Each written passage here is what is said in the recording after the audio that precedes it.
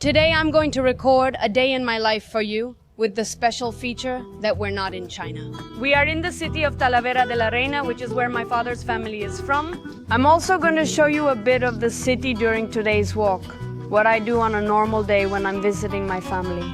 I'm not sure.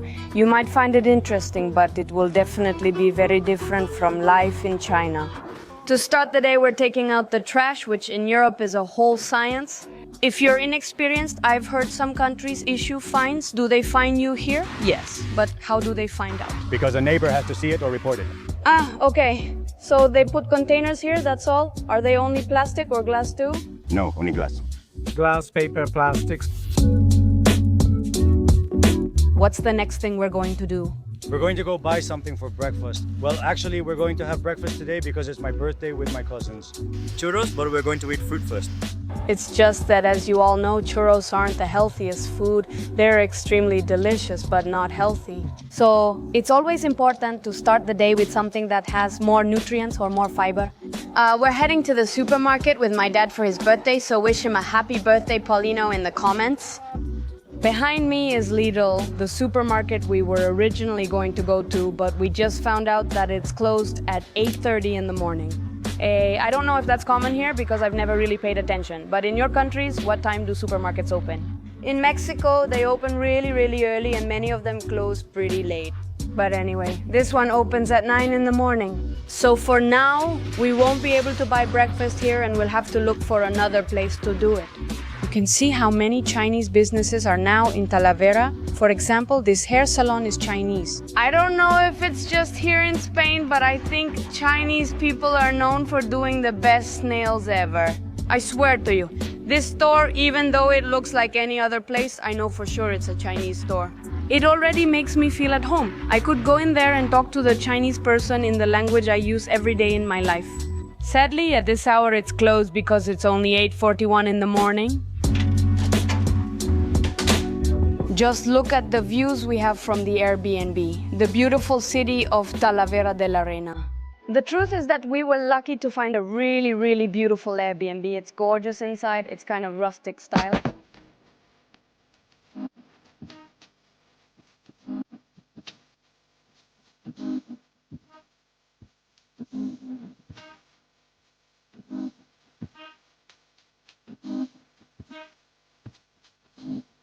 We just arrived at the churro shop where we're going to have breakfast with my aunts and uncles. Well, actually, they're more like my dad's cousins. Actually, the churro shop is right here, but we'll eat over there. It's this space they've set up for us back here because there are a lot of us and we couldn't all fit in the cafe itself. This right here is my family. They're my parents' cousins, and they also didn't know I was coming, so they were really happy when they saw me walk in.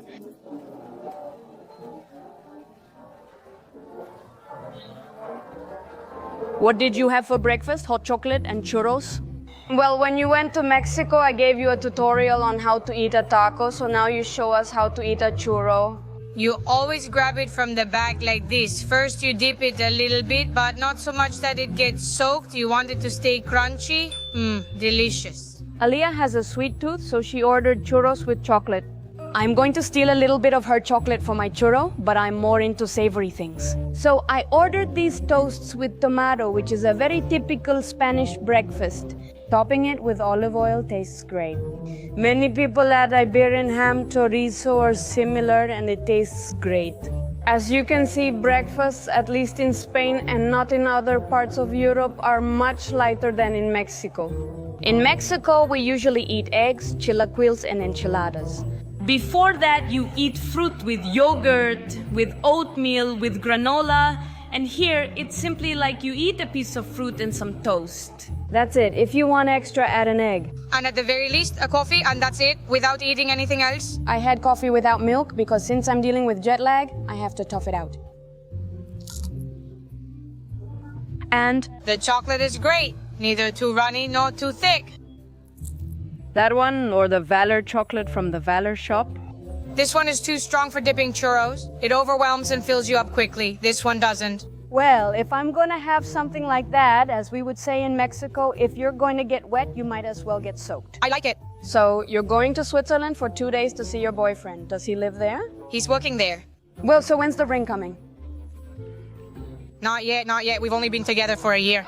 My cousin Leah graduated from nursing about 6 months to a year ago. She's very hardworking and has 2 jobs. For 2 months, I've been working in the morning and in the afternoon from 8 to 3 and then from 3 to 9. I also used to work the whole weekend and maybe had 1 or 2 days off every 10 or 15 days. What are your 2 jobs? The first one? At a health center in public health care and then at a nursing home, a private nursing home. So to combine them, it adds up to 65 hours a week. How long do you think you'll last doing this? For those who think being a starving student is tough, let me introduce you to The worker of the year. the worker of the year.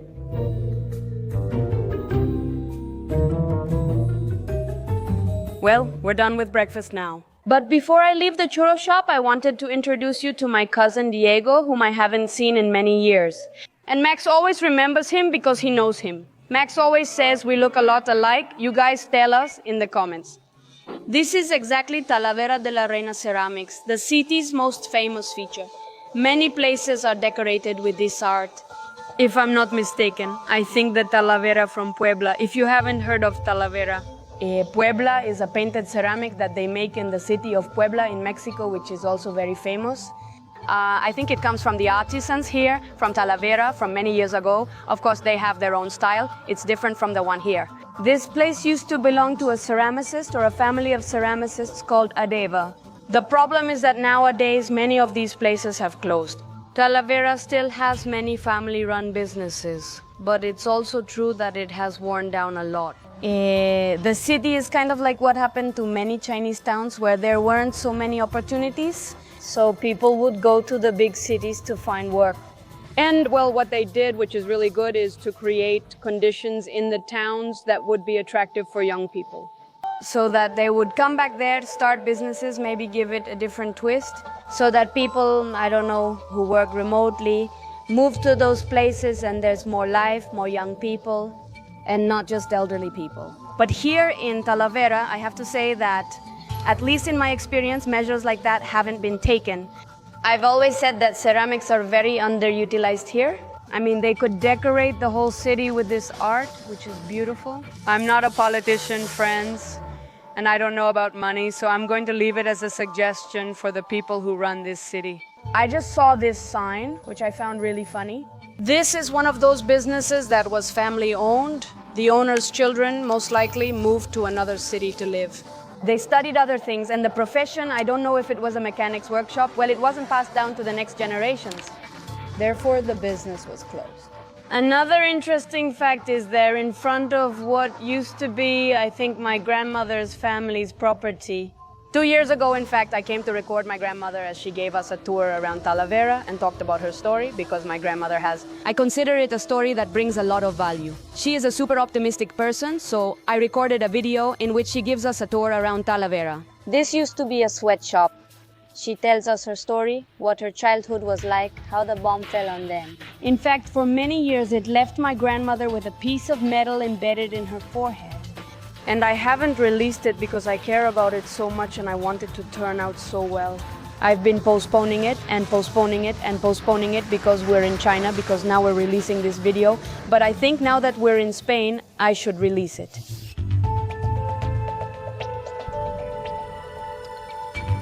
We're heading to my grandmother's to have lunch with her, my grandfather, and my uncles.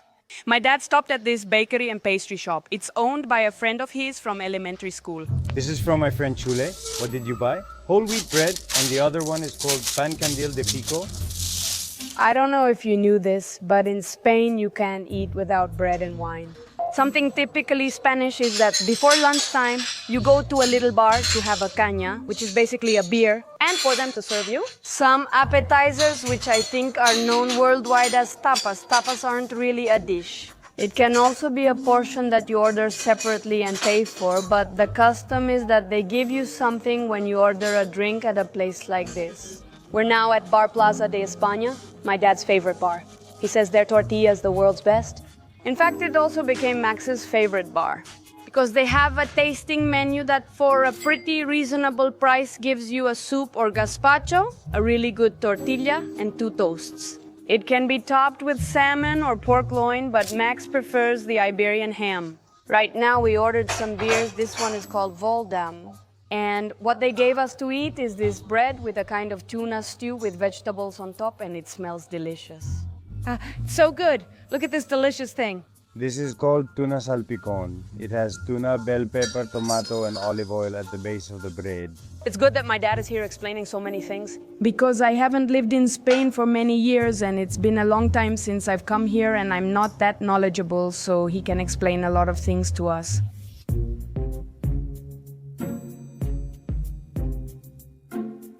Grandma, how are you? But how beautiful you look, really beautiful. We're now at my grandma's house on the little terrace, which honestly is really nice. I also filmed a tour of my grandma's house the day I made her video. And she showed me some of her photo albums from many years ago. They have really old photos, including from the time when my grandpa was in the military service. They're like documents. Every time I look through them, it just seems unbelievable that she lived through the Civil War when she was a little girl. A flowerless gardener, what do you think? Look, have you seen? I've seen it. Glad I went out because there's a beautiful blooming plant with flowers over there. My grandparents are already quite old. My grandfather is 95 years old and my grandmother is 93. They are still relatively independent. They have someone who helps them, but honestly, the fact that this person isn't here all day is incredible. They want their independence, so we respect that.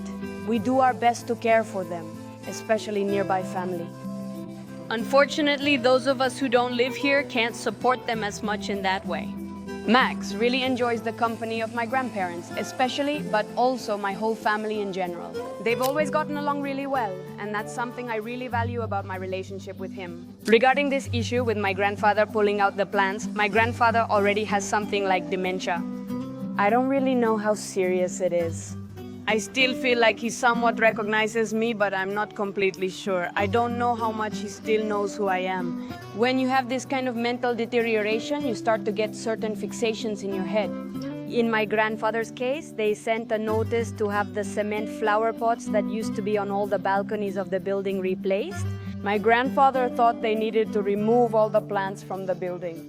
He pulled out my grandmother's plants, and my lucid grandmother said, "Don't take my plants from me." My grandmother loves her plants, so that's an issue for them. We always remind her to be patient with Grandpa since it really bothers her. Grandma, what are we eating today? Well, look, we're going to have shrimp, we're going to have salad. If we want gazpacho too, a really good gazpacho. Why don't you explain to people what gazpacho is? Well, gazpacho is a traditional Spanish dish that everyone eats in the summer here in Spain. You add all kinds of peppers, tomatoes, onions, garlic, and a splash of oil, vinegar, and salt. There are people who add pancho, no? In short, it's like a cold tomato soup.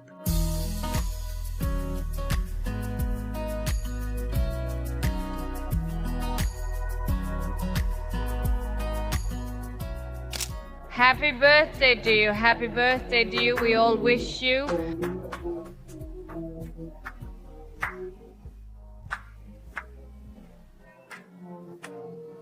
Happy birthday to you. Birthday, birthday, we all wish. Birthday, we wish.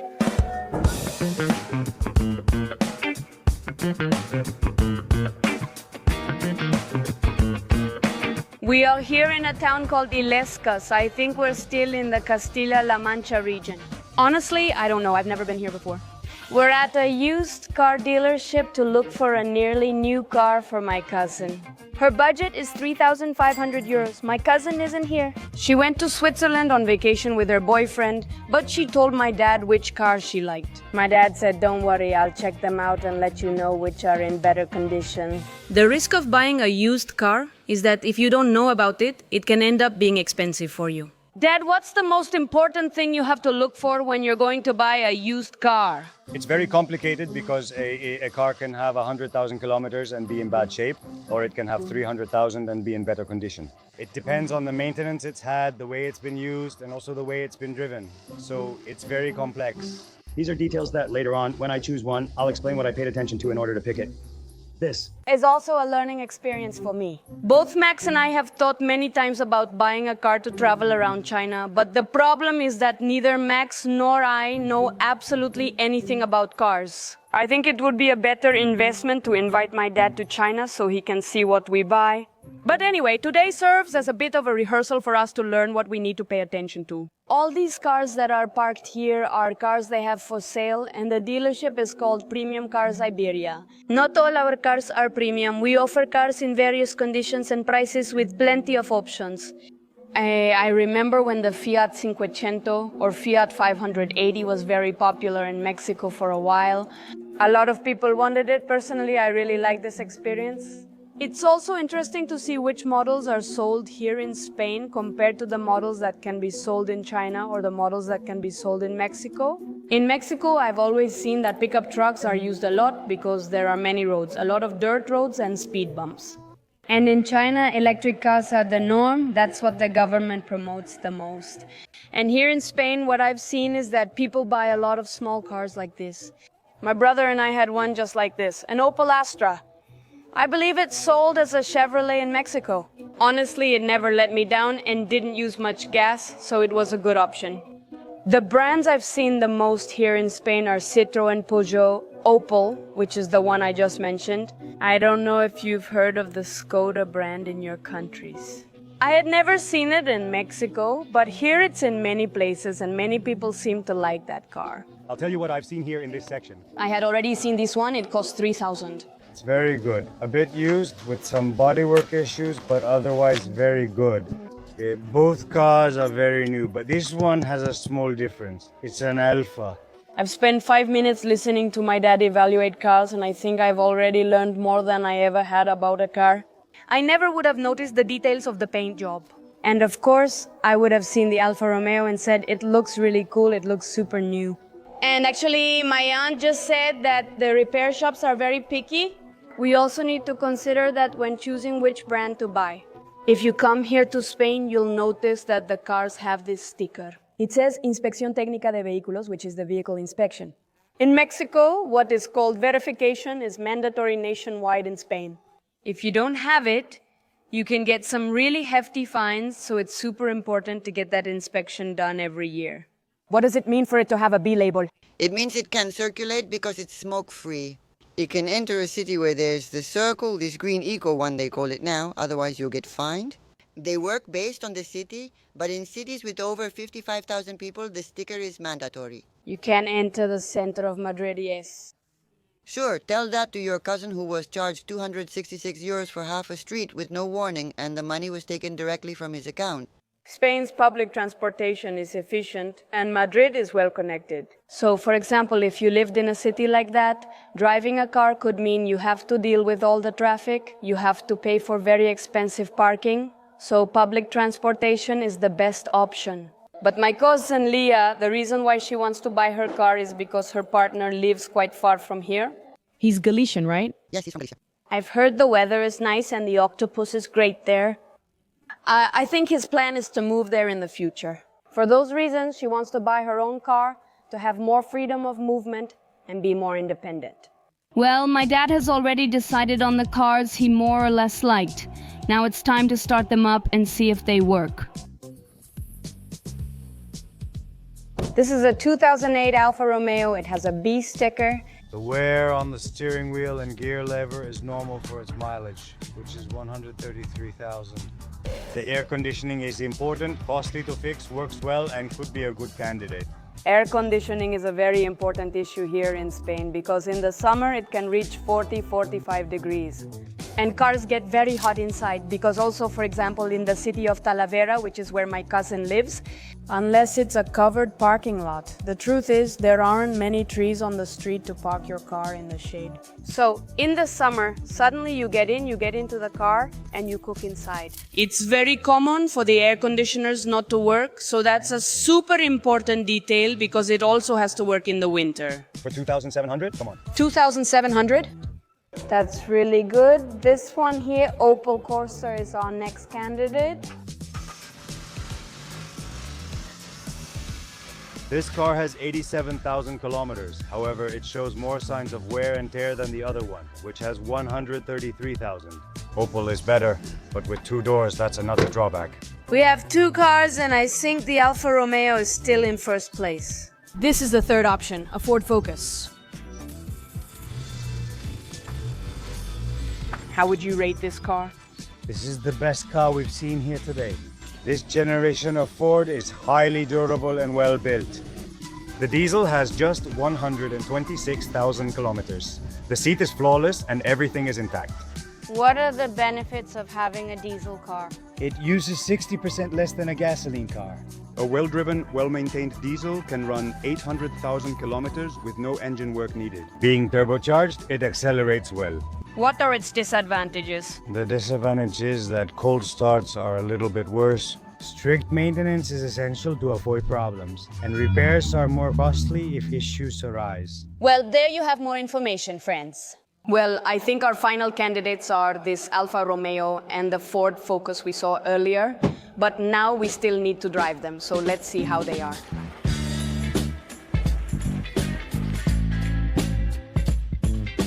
The suspension, the shock absorbers need to be replaced, and especially this one, especially the right one. Dad, come on, what's going on? I almost had a heart attack. I wasn't expecting that. I have the impression from the other to this one. Come on, tell me.